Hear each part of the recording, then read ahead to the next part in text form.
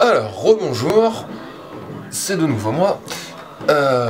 Du coup, c'est pour la suite de ce qu'on a fait tout à l'heure. On a changé la RAM, ça ce sont les anciennes. Il y a deux barrettes de 2 Go, on a mis deux barrettes de 4 Go, on est passé à 8. Ensuite, on a installé un crucial, un SSD crucial à la place du disque dur et on a installé Mountain Lion dessus. Puis on a récupéré notre ancien disque dur Apple, on l'a monté à la place du SuperDrive grâce à cet adaptateur et on l'a formaté vu qu'on avait sauvegardé nos données avant sur un autre disque dur externe. Voilà. Et maintenant du coup, vu que nous avons notre SuperDrive qu'on a récupéré dans notre MacBook Pro tout à l'heure, et on voudrait quand même bien s'en servir au cas où, et ben en fait on va le monter dans quelque chose comme ça, tout simplement. Voilà.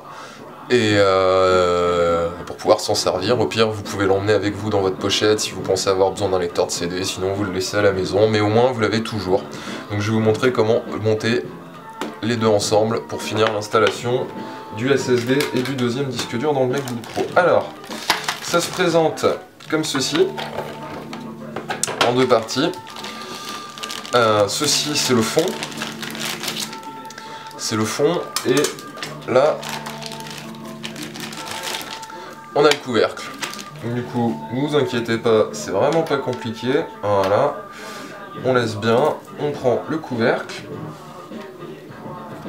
Alors, si vous voulez pas le rayer, ce qui peut être sympatoche, c'est comme pour le MacBook Pro, vous prenez une petite serviette, voilà, et comme ça, quoi qu'il se passe, ce sera pas rayé, la peinture sera nickel.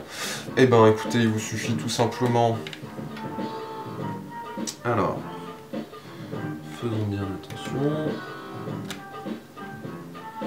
Il suffit tout simplement...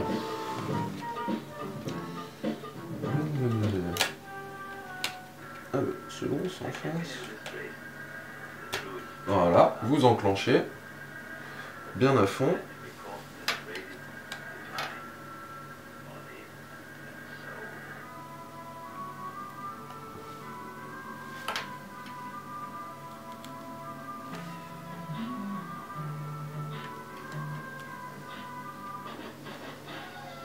Vous faites pas comme moi, vous faites attention à la mousse. Hein? Quoique, déjà dans mon boîtier, ça m'a posé ce problème. Vu que c'est exactement le même constructeur, le même boîtier, je pense qu'il n'y a pas trop moyen d'échapper à ce problème, à part la retirer une fois que vous avez mis en place le SuperDrive. J'en ai malheureusement bien peur. Voilà, mais enfin bon, vous la mettez plus ou moins comme il faut, je vous rassure, ça ne dérangera en rien l'utilisation de votre SuperDrive. Ensuite, et ben tout simplement, vous faites attention, il y a des ergots, 3 de chaque côté, vous les repérez bien ici, vous les repérez bien ici, et sur un des deux côtés, à l'arrière donc, là où le câble USB sort, vous en avez deux de plus. Donc en fait, vous mettez les deux ergots, hop là, bien à fond.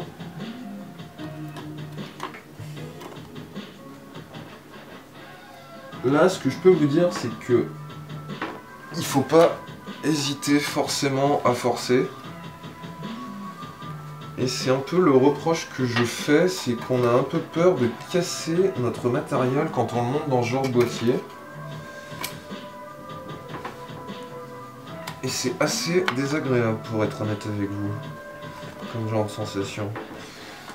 Du coup, faites quand même attention, il faut appliquer suffisamment de force, mais pas non plus trop pour pas tout casser. Voilà, faire attention. Des fois, il faut redresser un peu les pattes, si le transporteur n'a pas été gentil aussi, ça arrive.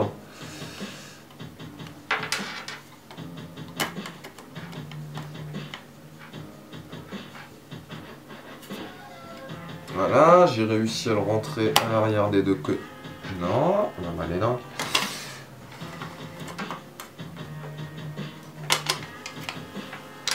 Donc oui, des fois c'est un peu la galère, hein, même moi, ça m'arrive.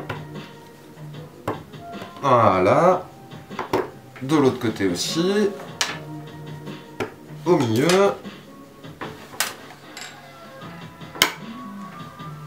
Hop. Le premier déclic, le deuxième.